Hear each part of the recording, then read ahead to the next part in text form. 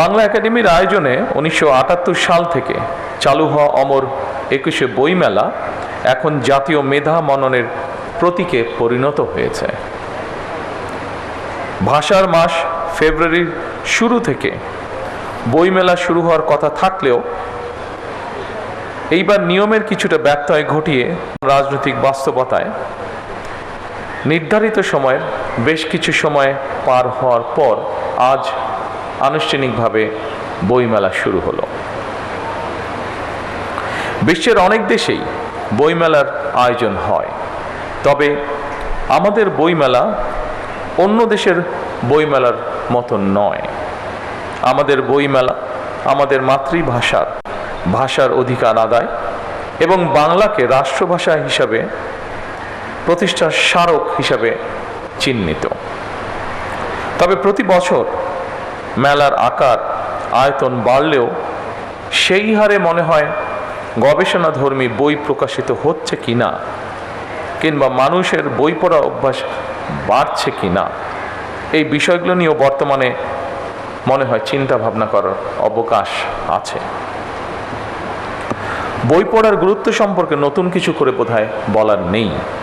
German দার্শনিক মার্কুস সিরেরের একটি উক্তি এখানে আমি খুব প্রাসঙ্গিক মনে করি। তিনি বলেছিলেন, খুব সম্ভবত আরেকজন বক্তা মনে হয় একই কথা বলেছেন ওনার বক্তব্যে।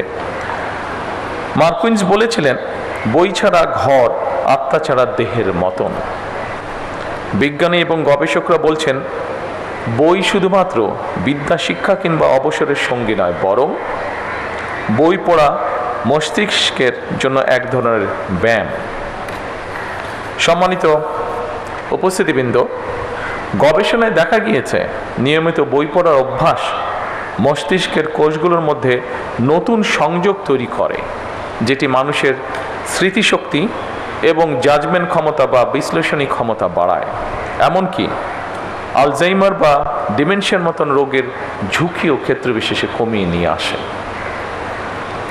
তবে বর্তমান সময়ে তথ্য প্রযুক্তি মানুষের বই পড়ার অভ্যাসে মনে হয় প্রধান বাধা হিসাবে দেখা দিচ্ছে। বিশেষ করে ইন্টারনেট আসক্তি তরুণ প্রজন্মকে খুব সম্ভবত বই বিমুখ করে তুলছে ধীরে ধীরে।